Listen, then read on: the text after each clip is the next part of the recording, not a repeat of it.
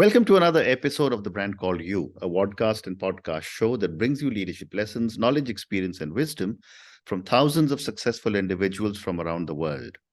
I'm your host, Ashutosh Garg, and today I'm delighted to welcome a very, very accomplished professional and Olympian from Dakar, Senegal, Kady Kanouté Tounkara. Kady, welcome to the show. Thank you very much. Thank you for having me. It's a great pleasure. Thank you. Kady is the Director of Brand and Communications for Africa GreenTec. She's an Olympian. She's a former professional basketball player and an African champion. She's an athlete ambassador for integrity and clean sport. So, Kady, before we talk about African GreenTec, tell me about your own incredible journey from an Olympian to the social sector. Well, thank you.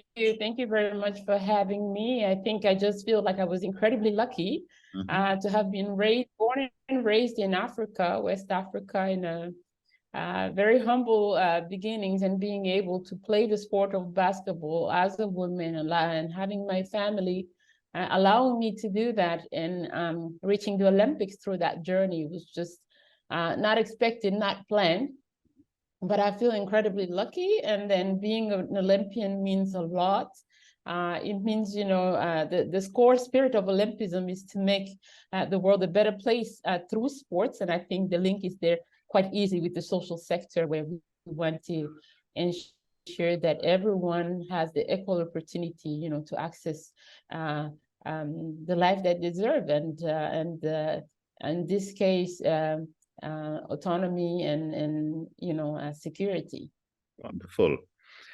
And then after your professional basketball player period, you moved into the social sector. Tell me a little bit about Africa GreenTec and what got you started in this organization.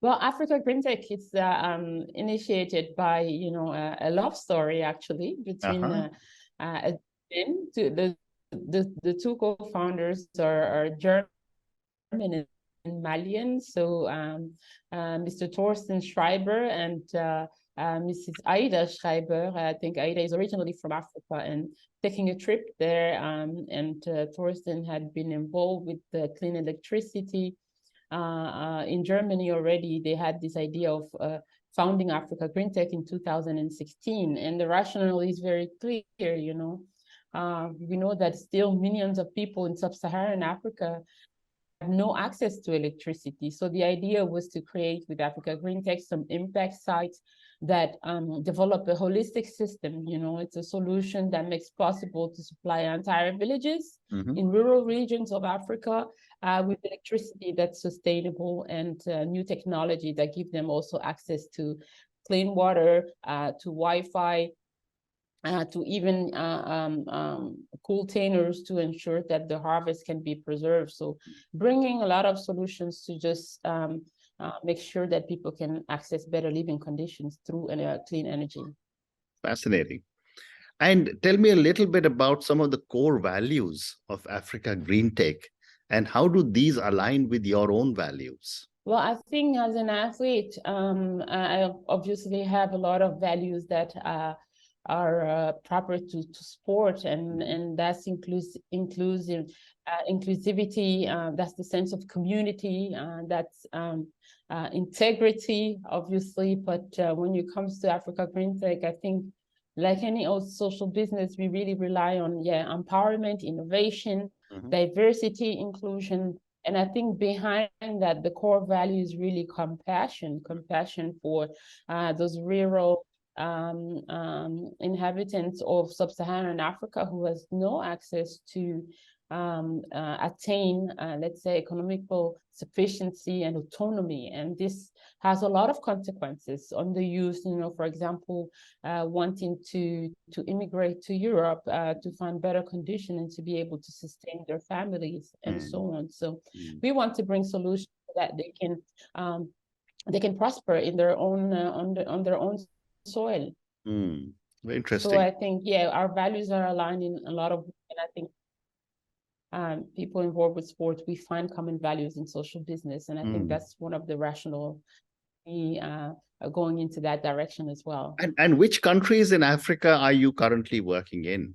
Yes, so we have sites in Mali. We have over 20 sites in Mali. We also have operations in Niger, in Senegal, where actually our company is moving its headquarters, and that's really for us to add value to what we're doing and really shorten the value chain as well.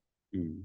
And also in Madagascar, even in Kenya, Uganda, we're also opening a site in Zambia as well. So, I mean, we are happy to support any country or any areas of not even only Africa, because we also have now other solutions that can even be of value for other part of the globe that might be in need of clean energy solutions.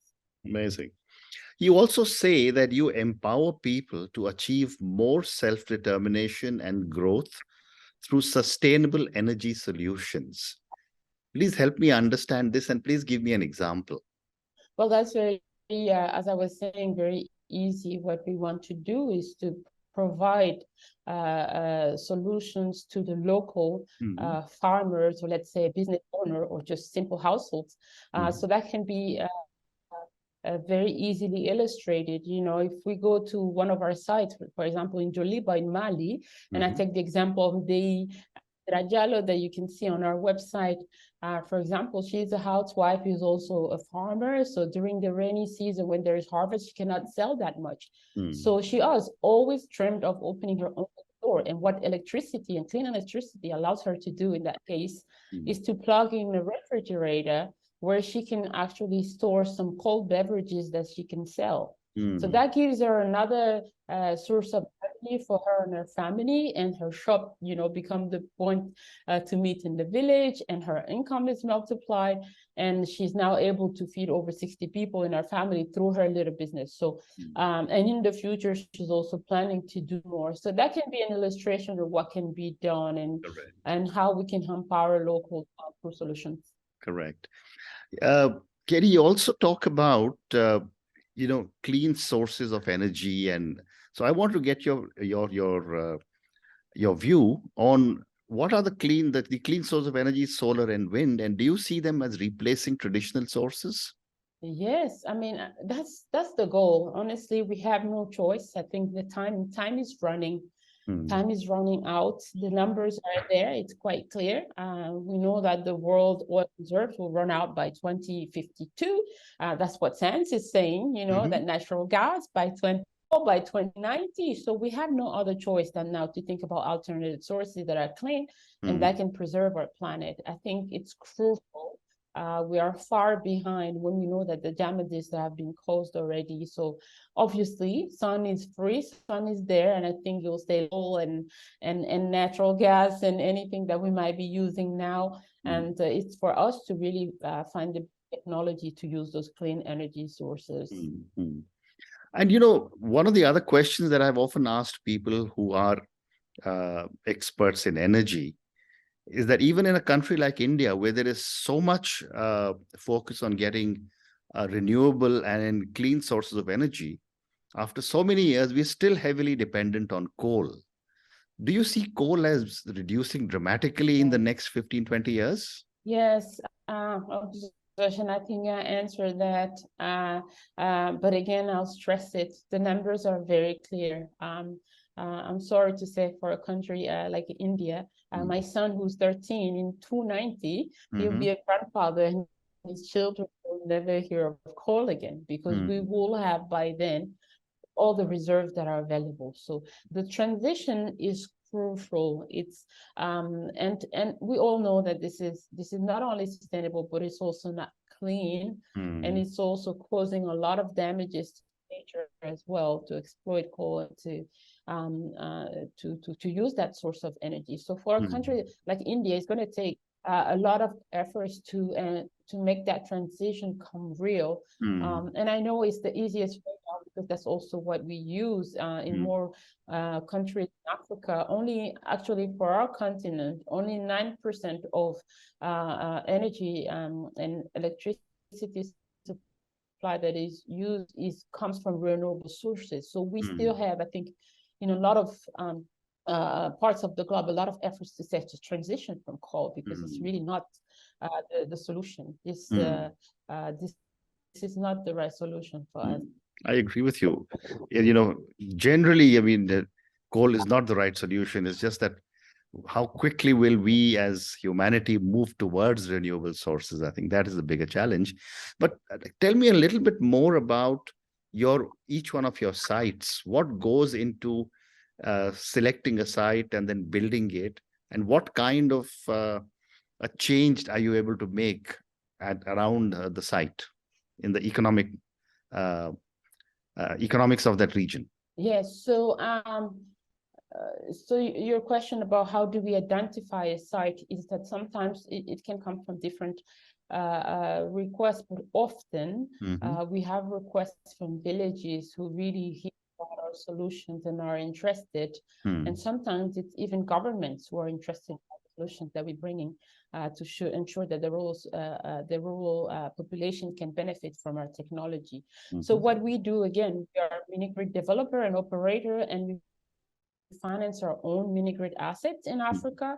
So we operate the impact state under a utility business model. So this means that we sell the electricity, the cool storage, water, or other services to our customer on the impact site locations. So we are scaling a business model that is new. That's also kind of a revolution, because we are selling it. This is not a gift, but we believe that this market is rapidly growing, and it's projected to multiply, within the next 10 years. So that's a source from the World Bank. So we want an eye-level relationship with our customer where they can really profit from our product, but we are also a profit company. So as we all know, access to electricity is really important if we talk business, not how you were asking, but it provides opportunities for people, companies, farmers, to really prosper, so we believe that in this economic model that we feel is fair, and that's the model of social business. So it's not about giving, and we want to showcase that Africa is really a continent of opportunity. We see that as an opportunity to support, and we don't want to have that image of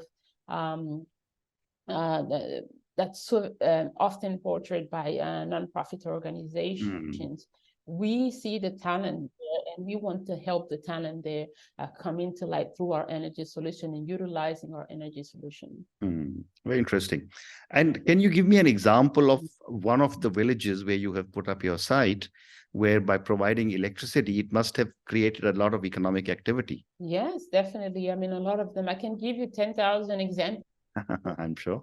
Day that I told you in Joliba. We work with welders, for example, who need kind of power and energy to be able to do their business. We even have a specific plan for them, because is also according to the need of the household or the business. So they have the choice of the power they want to use and according to the budget that they have. So in a lot of cases, we have specific plans for welders. Have a site here initiated in Job, Senegal, where many small businesses rise after that. As I said, many women who are just plugging their refrigerator, but at least having an income for one way for them money to be able to be autonomous. So I mean, in all of our villages, that's really the driver for us creating an impact site. So I've often seen that when electricity goes to a village, it makes a big impact in the village. I mean, from business for women to education for children. Tell me a little more about how this is how your project of Africa GreenTec is impacting lives. Yeah, well, we can start with women.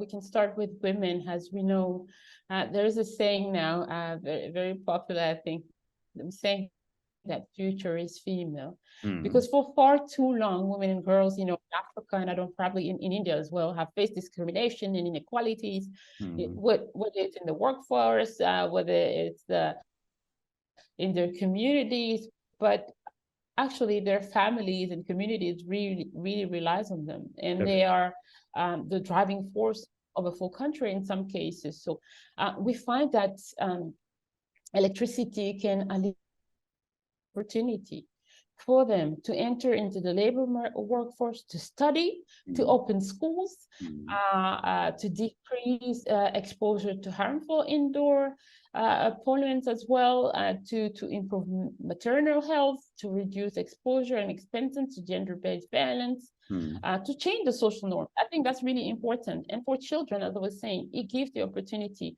to play at night as an athlete. I think that's very important. So working as a volunteer, supporting a lot of athletic teams, and in our climate, can only play in the evening. So you need electricity to play in the evening. And it's the same if you want to study. Those children can go to school during the day, but if they want to study, they need the light in the evening. So this electricity, as we know, has power to really bring some drastic changes and societal changes, as it gives the opportunity to take part into activities that you would not do in certain circumstances. Wonderful. So I have time for two more questions. My next question to you is that as an Olympian, what are the learnings you have brought to your current role with Africa GreenTec? Well, you know, Olympism is a family, and I think you learn that, first of all, we're stronger together. So this sense of community is highly important. Olympism is also about sharing. So I like to say sharing is caring, but sharing new knowledge, sharing innovation. That's what Africa GreenTec is doing, a German company coming into Africa with innovative ideas, still bringing that value chain where we're supporting local workforce and now moving our headquarters into Africa. I think that's very important, the sense of sharing. And I think we need to be sending trends. I think this is a new business model that we are providing. We need to be innovative. We need to be forward thinking. And I think doesn't bring all that, if you look at that. And that's why I feel comfortable being with a company who, as you said in the beginning, really embraces my core values as well, as an individual and as an Olympian. So, and it's also about being resilient. So it's not an easy task to change mentality, to bring innovation, but we are also very resilient, as we strongly believe that our solution is having an impact. Interesting. You are also supporting women for a fair and sustainable access to the economic development, economic autonomy, and education.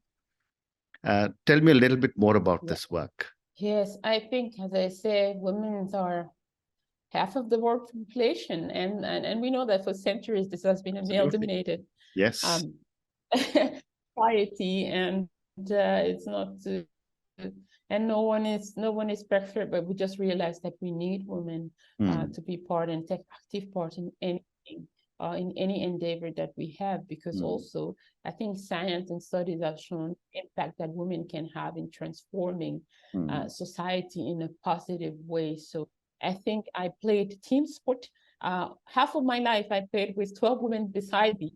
I think it is easy to be an ambassador for that cause, and especially realizing the skills gap that there is out there also in the world. So I think in my capacity in every way, as whether it's in the sports movement or in the business setup, I think I will always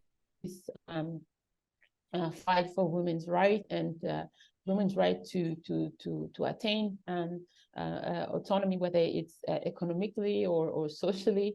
I think we have a lot to bring to the plate, and we have a strong role to play. And for that, we also need strong men like yourself to support women. You know, to put the fire and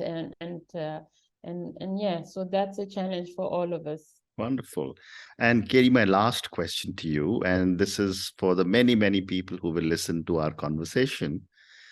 As a young person from Africa who has represented her country in the Olympics, who's doing such amazing work in impact, what would you say are 3 lessons you want our viewers and listeners to take away from your own experiences and from our conversation? Wow, three lessons. Mm-hmm. One is believe in your dreams, Mm-hmm. right? That's for sure. You will hear people saying and telling you, you shouldn't try this. When I wanted to go and play in the US in college, I had many people discouraging me. But if you believe you can do it, you can go for it and work hard for it. Second one, I think have strong values. Have strong values. If you don't know them, go and look for them. Ask yourself, take a pause and say, well, who am I really? What do I want in life?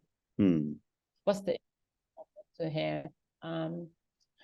Third lesson, and I think I would say it's from one of my mentors, someone that I really highly look up to, is Professor Yunus, who's the Nobel Prize winner. And he says, always do it with joy. Why not? I think it's so much more easier. Try to find that place and have joy in everything that you're doing, and that will be called your passion, and I think you'll be a happier human being who can also influence others and perhaps help them smile. So that's my 3 lessons. Fantastic. And on that note, Kady, thank you so much. You've given me 3 amazing lessons, which are believe in your dream.